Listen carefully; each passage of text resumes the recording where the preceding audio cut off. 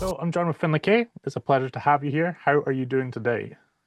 I'm good. The sun is shining in sunny Rhyl, so I'm feeling pretty good today. How are you, man? I'm good, thanks.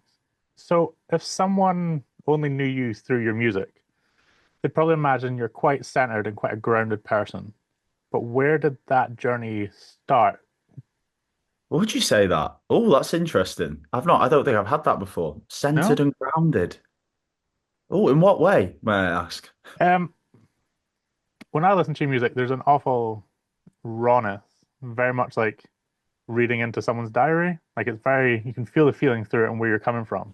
Oh, I appreciate that. Thank you. Yeah, no, I've always tended to write like autobiographically, and like for a Mhm. while, this is a few years ago now, but I used to treat it as therapy before I went to therapy and then realized that therapy was a lot better than writing songs in terms of for my mental health. Yep.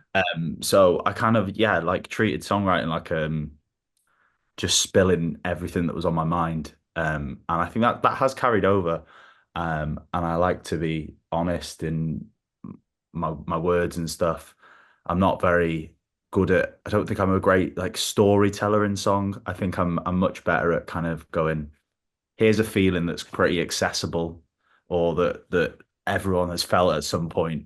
If you can relate to this, great. And yeah, hopefully that resonates with people. But I Yeah, wouldn't say I'm grounded, or I can't remember what the other adjective was, but I would say that's not an accurate representation of me as a person, I'd say. definitely the sound.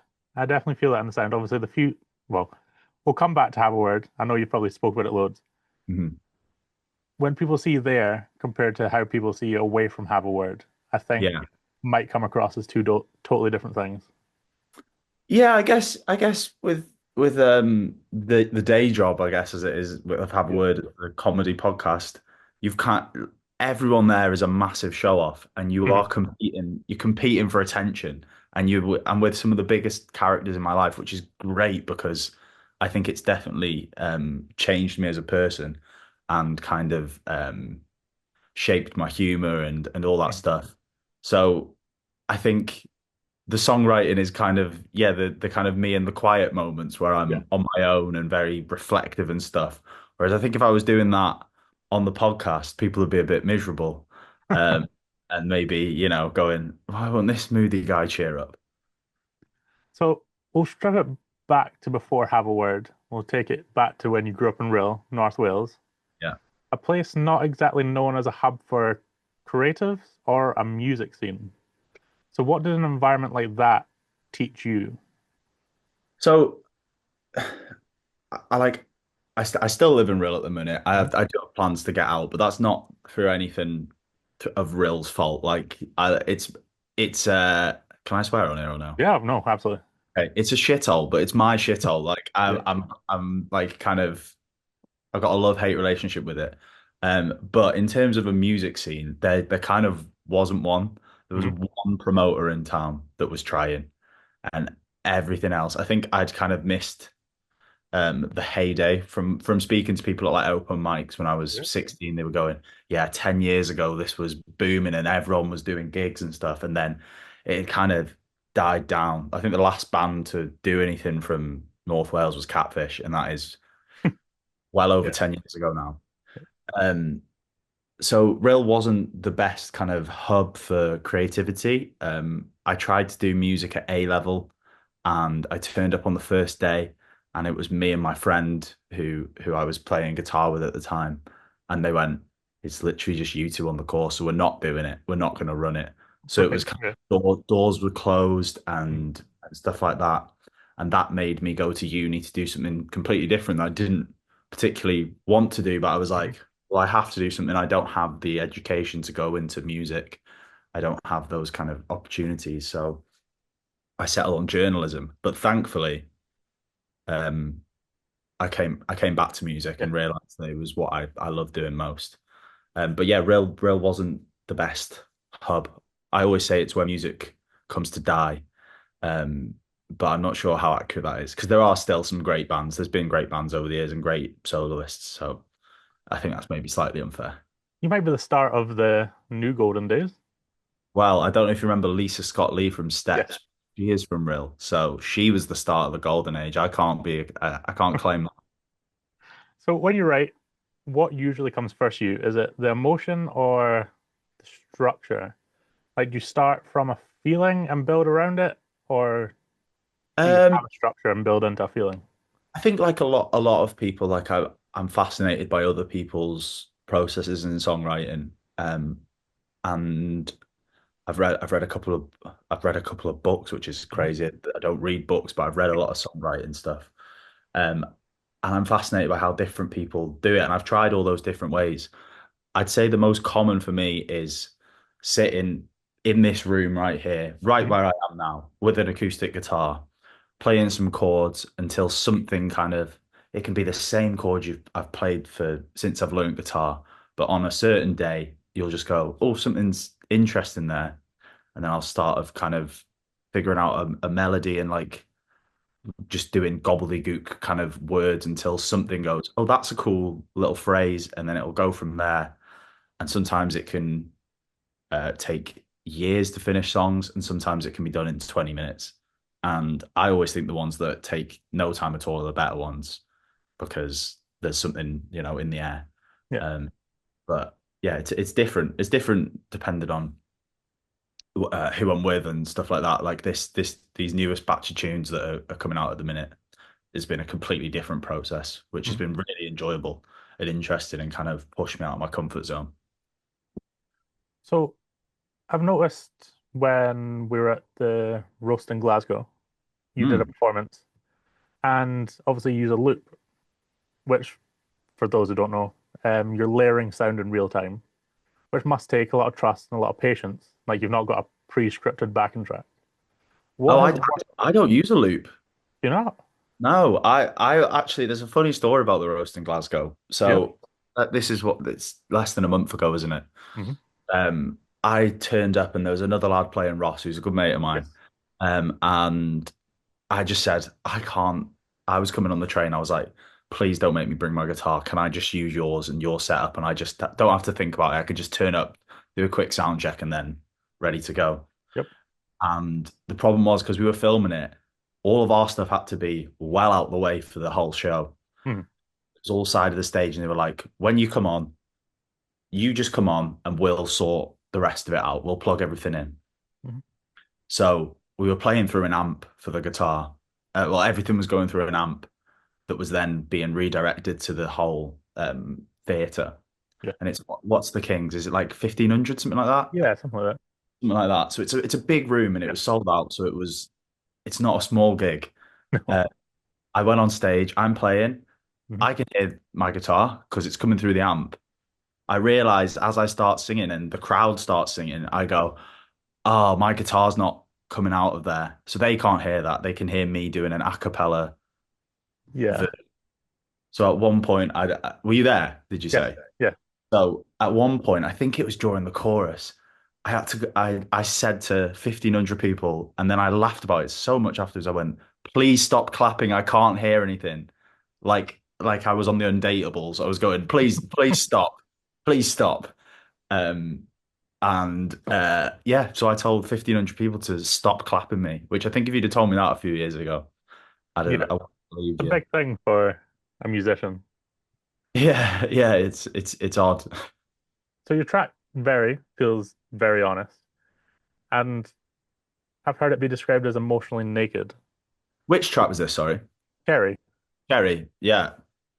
Um, what kind of headspace were you in when that song came to you? So Cherry's going on to the like talk about the songwriting is an interesting one. Cherry was originally a song I wrote when I was doing my GCSE, so I must have been Okay. 15 or 16, but it had some very different words Hmm. uh, that were looking back incredibly cheesy, incredibly naive, all about kind of a heartbreak and how kind of I was, 15 and I was ready to take on the world kind of thing. Yeah.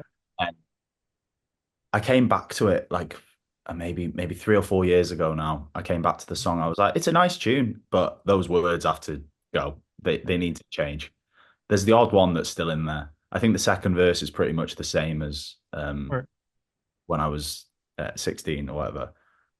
So that was yeah, that I just completely rewrote it. And the cherry bit, people have asked me like, what are you on about? Like cherry in the sky, what does that mean? Hmm. So I had the in the sky bit, and I was looking for a two-syllable word that just sounded cool.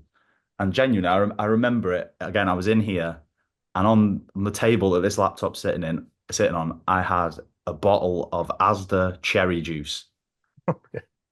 and I was just like, cherry, oh that works. And then yeah, it's become one of my most popular songs, and people really like it. It's a catchy pop tune. Yeah, I really like it.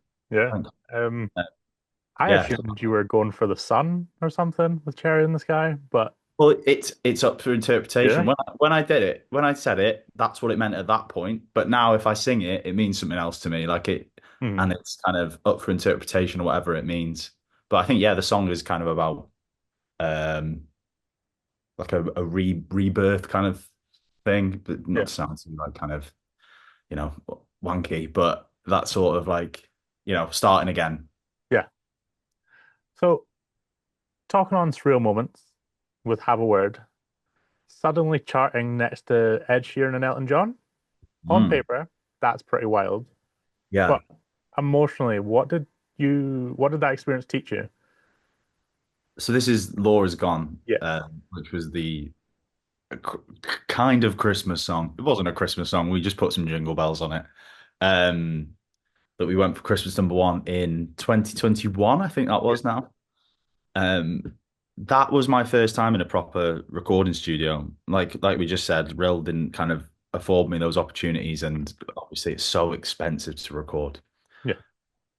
So that was my first time in a studio. So that was an amazing day. I've got the documentary we made to have with me for kind of Mm. forever. I love that's my favorite bit of the job. Um, but the day the song came out, or it was around the time we announced the pre-orders, it was my graduation. So I graduated during COVID technically, but then we Mm. didn't have our ceremony until the end towards the end of 2021. All right. Day I had my graduation was the day the bookies odds came out, and we were second favourites in the bookies to be Christmas number one. I think it was just people were just putting a flurry of bets on. Obviously, we got nowhere near it in the end. Mhm. Um, but that was a really surreal day where I'd run away with my thoughts. I was like, oh, I'm gonna be famous here. What's going on? I'm gonna sell out stadiums. I'm gonna be doing this. I'm gonna be doing that. And it was a really nice to like live in that fantasy world for a little bit, but it was a proper surreal experience. Obviously, the officials charts is so weighted towards streaming nowadays that Yeah. it's very difficult to do anything kind of, especially at Christmas when everyone's listening to the same music. Mhm. Uh, but we sold the fourth most that week, which was an incredible amount of money to raise for a really good couple of charities. And then in the global radios chart, we got to number 23, which was my lucky number. So I was happy with that. I It, was really happy, and I'll yeah, proper surreal few weeks of my life. which is incredible. As you said, especially Christmas. That's the big number one. So 23rd. Yeah. It's interesting to hear you talk about such high moments because it definitely doesn't sound like your ego's gone with it. You've definitely stayed. Yeah, there's I think people maybe have a misconception about the lads that I work with and myself in that now we're just a bunch of knobheads. Like that hasn't changed. And we're But so that's why everyone silly. loved you. That's Yeah, what it yeah. is. I, Yeah. I think that's part of the charm is that people can maybe it's I don't know. I've never actually spoken to anyone. Maybe it's like the in-betweeners where you go, oh, I'm a bit like that guy, or Yeah. I'm a bit like I can see myself in Hmm. Dan or Carl or whatever. Um, but yeah, no, there's no ego. There's nothing to be kind of egotistical about, I don't think. I think we just enjoy doing what we're doing, and yeah, I don't know. I don't think it's changed me. My mates don't think it's changed me. They just take the mick out of me on nights out and stuff if people ask for a picture or something. So it's It's all the same. Yeah. That's what's important. And in the vein of staying the same, what's the hardest part of staying creative? Like, do you Ooh. have a pain you pull from for creativity, or is it just something hits you? I will admit, like it's a lot more. I'm much better at writing songs when I'm sad. Like Hmm. that's just a fact of myself, and I'm sure that's the same for a lot of people.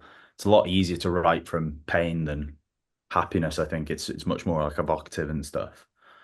Um, but yeah, I don't know. Because you've just got to thought. I think at a point you've just got to keep doing it, and it's the repetition. It's a muscle.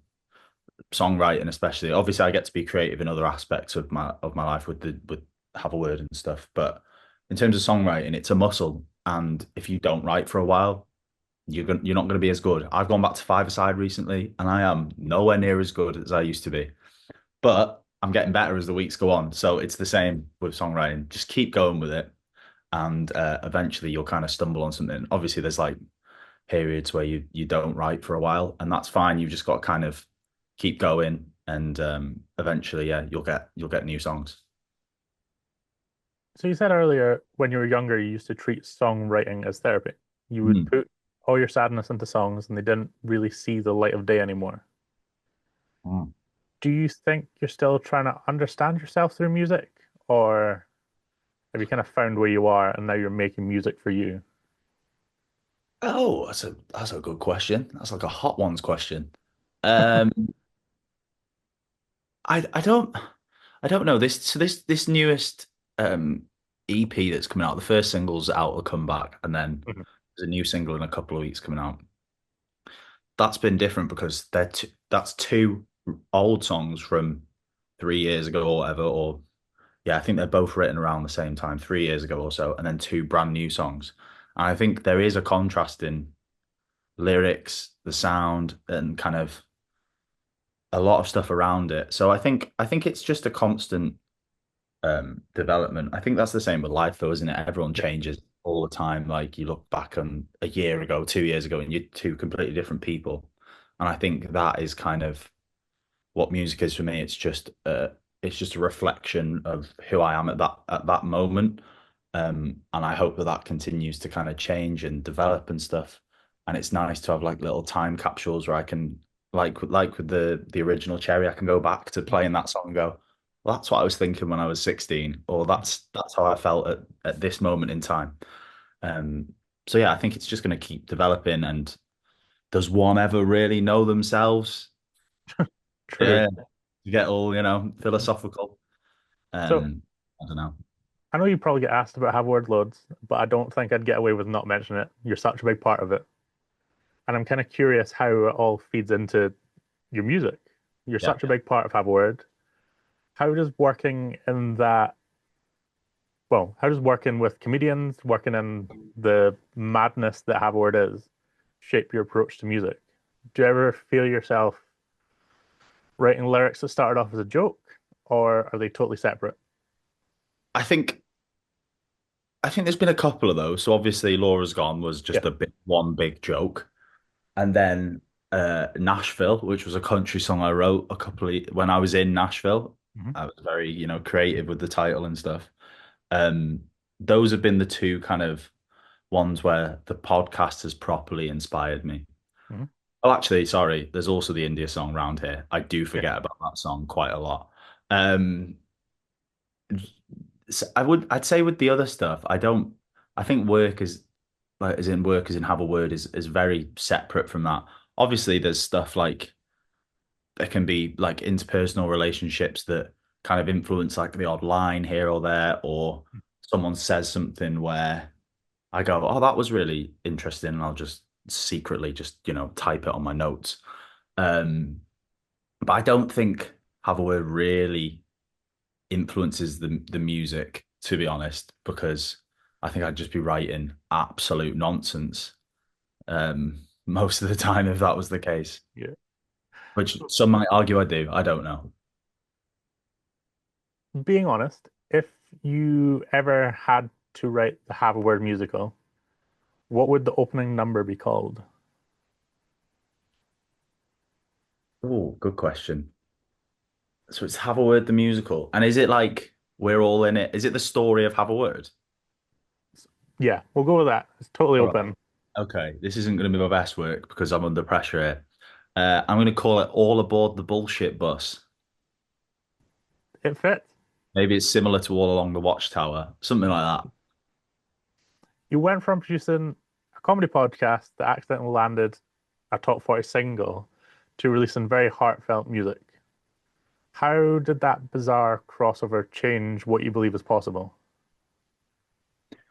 Oh, um, I mean, my life for the past 5 years, so it's 5 years next week since I joined Have a Word, Awesome. has has been very, very surreal. There's been so many moments where you've got to take stock and go, just be present, be here, and kind of enjoy it. Um, but I think if you get too caught up in that, you're gonna overthink it, and I'm prone to overthinking Mhm. now and then. So I think it's just a case of kind of enjoying it while it's happening and not trying to think about it too much. Otherwise, I think it would fry someone's head. But in terms of what's possible, I think I've achieved loads of stuff I wanted to, like play into those big rooms. Now, obviously, I'd like to turn that into my gigs with my band and my music and stuff. But it's kind of given me um that drive maybe or that ambition or seeing that that's what I could do and that I'm capable of it because obviously like any artist you're riddled with self-doubt a lot of the time. Mhm. So it's just a case of going, no, I can do this. Like, yeah, I'm playing Don't Look Back in Anger, but I can do it. Yeah. Capable of it. I'm not, having a panic attack or running away or stuff like that. And I come off stage and I really enjoy it and I'm going, oh yeah, that's what it's all about. Yeah, I don't know if that answered the question It at is. all. No, that Okay. was awesome. If the Have a Word studio had a soundtrack, which song of yours would fit best and why? Um, so here's the thing with the Have a Word studio. I love listening to music just when I'm doing anything. Like Mhm. I'll just stick my headphones on or I'll have a speaker on. Carl, who I work with, hates it. He hates having music on in the background. He just says it's pointless and that it distracts him. I personally completely disagree with that. So we don't actually have music on that often to the point where some people come in and go, "Oh, it's quiet in here." Like that's just the way it is. But one of my songs that sums it up, it'd have to be an upbeat one. Probably Take a Ride, maybe. All right. Take a Yeah. ride, I reckon. Yeah.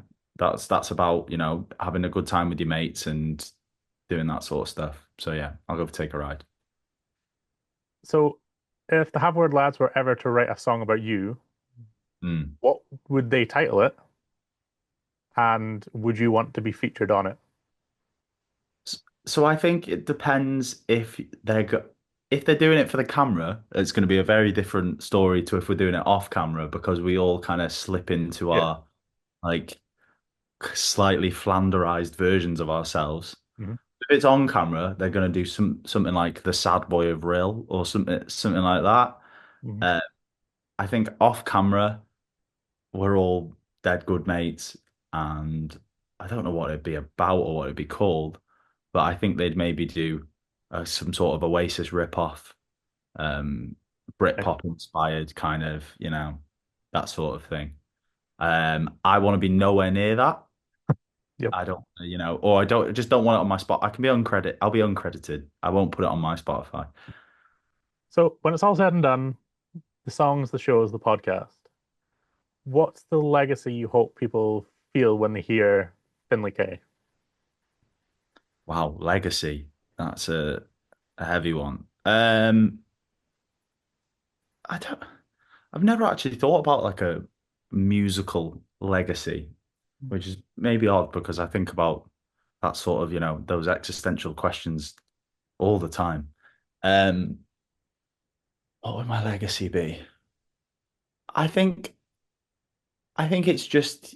like I said before, it's like a time capsule of someone's life.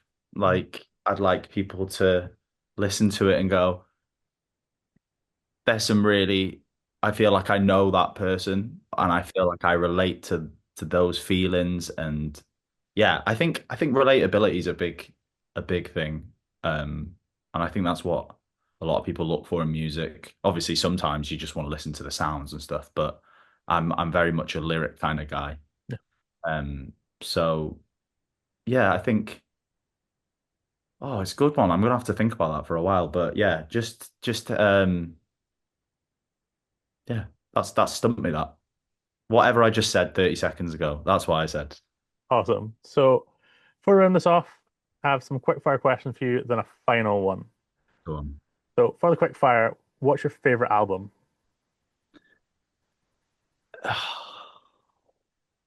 Normally people ask me for five and then I don't have to narrow it down as much. I'll lean in. I'll go for definitely maybe. What's your dream collab? If you could work with anyone. Kevin Parker. No, Paul McCartney. That was silly. Them, either of them two actually. What's been your favorite have a word guest?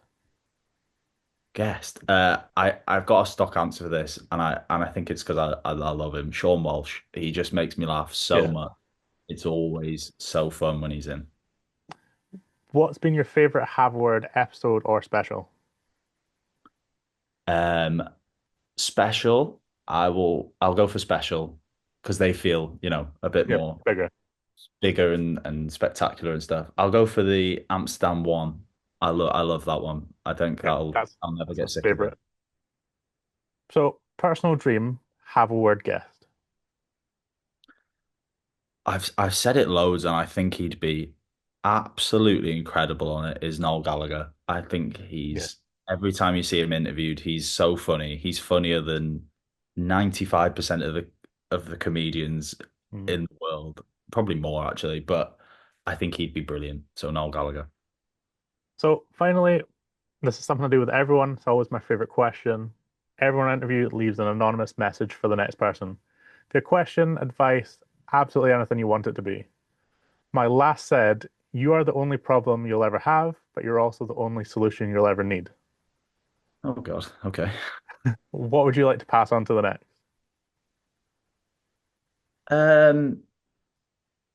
Oh, If it makes it any easier, yeah. I did a run at the Fringe where we did 30 something interviews, and I had everything from stoic things like that to when was your last one night stand. So it can be funny, it can be Okay. Okay. creative, absolutely anything. Okay. Um. Here's one then. Have you ever stolen anything?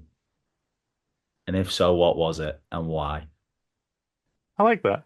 Nice. Mm. Then this has been absolutely everything. Thank you so much for your time. Thank you very much, mate. It's been really nice to chat to you.